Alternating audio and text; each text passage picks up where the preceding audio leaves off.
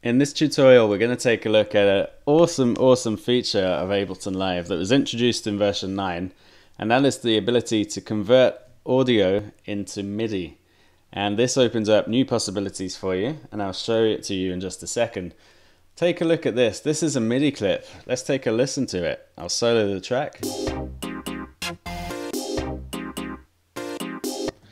And if we right click, or control click if you're on a Mac, on this MIDI clip, you'll see that we have this menu of options. You can cut it, copy it, duplicate it, delete it, rename it, edit the info text. You can extract the groove, and we looked at the groove pool earlier. Okay, let's just close that part down. So you can do a lot of stuff here, and I encourage you to go through and see all of the different options that's available here. If we click in another part of the interface, you'll see the menu is different, and I mentioned earlier about contextual menus within Live. That means that depending on what you're clicking on and right-clicking on, the menu is going to be different.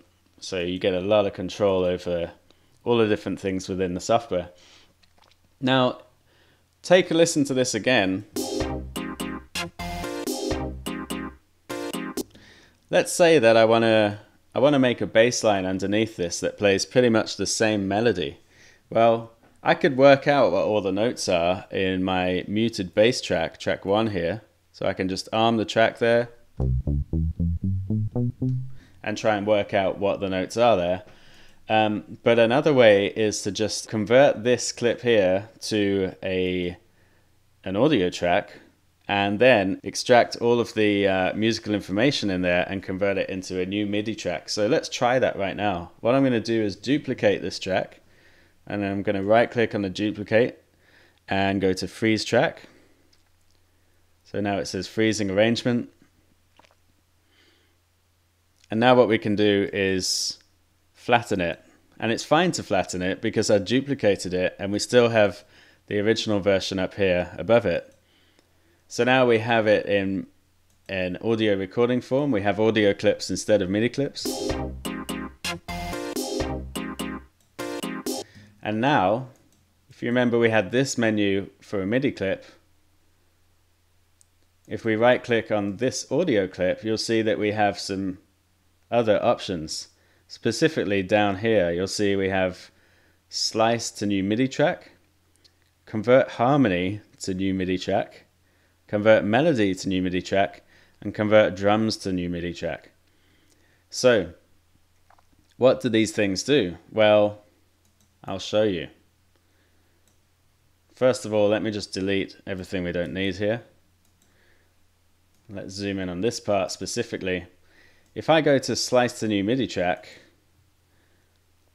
and click that, then it brings up this new menu that says create one slice per, and then you can choose transient or per warp marker, per bar, per half note, per quarter note, per 16th. So I'm going to go with per transient, and the transient, let's just cancel that a second. A transient is simply a spike. So there's one transient, there's another, here's another. Warp markers you can see here, and we covered those earlier on in this course as well. So I'll take the warp markers off, and I want to go to slice new MIDI track and convert one slice, create one slice per transient. Then it says the current clip region is 16 beats long. This will result in 27 slices. Okay, and then you can select different slicing presets, but I'm just going to go with the built-in preset and click OK. And now what it has done for us is it has taken all of these different transients and put each one into a different cell in a drum rack for us. So that's very handy.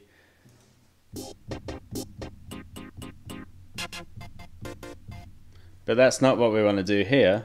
I'm just showing you that that is one of the options. So let's right click on this audio clip again. And if we had a harmony such as chord progression, then it would be best to select convert harmony to new MIDI track. If we had a drum beat, it would be best to select convert drums to new MIDI track, and it will interpret those and convert them to a new MIDI track. But I'm going to go with convert melody to new MIDI track. Okay, cool. So it's done that, and it's chosen an instrument for us that it thinks sounds fairly similar to what's up here. Let's take a listen to that. It's not going to sound exactly the same, but let's check it out.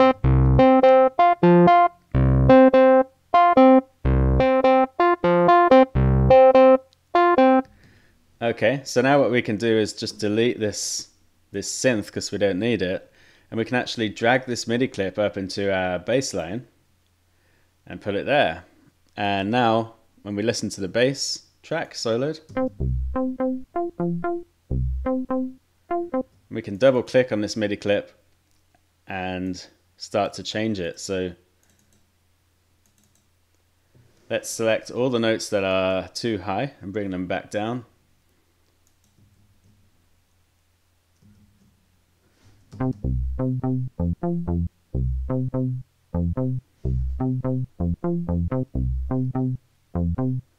Okay, so you can see how this tool can be useful.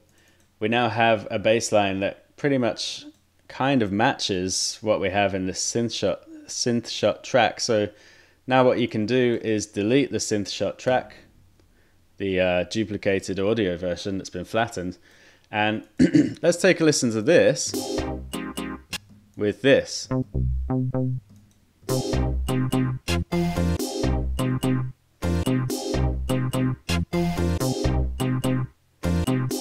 And we can click on that and press Command L to loop it, just loop the selected section.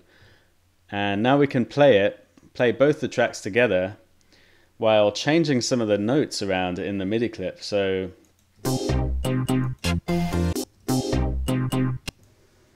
let's take these two. I'm going to activate the Q button there.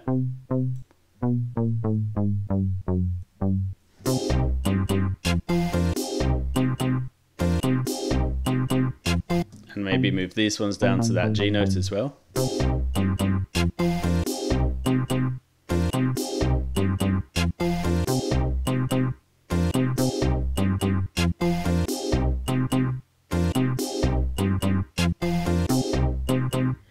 So that's a great way to create new harmonies and new layers in your sounds.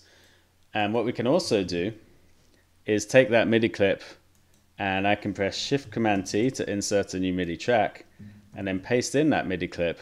And now what we can do is go into our browser, go into different sounds or instruments. So let's go to sounds, and I'll go to synth lead, and we can find a synth that we want to use.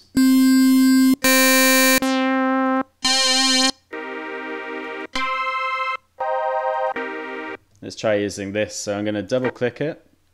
And now let's solo this track and see what that sounds like.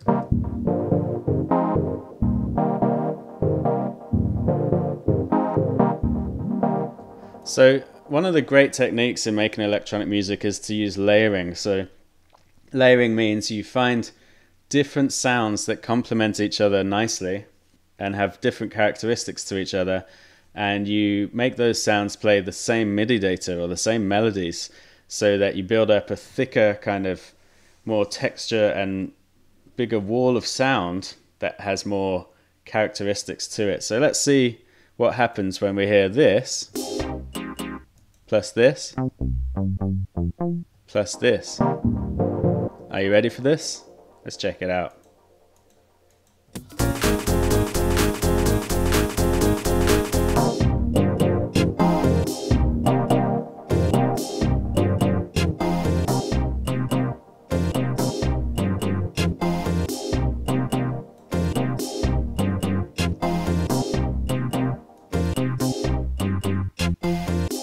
So you can hear that that is really helping to thicken things up and create more of a presence.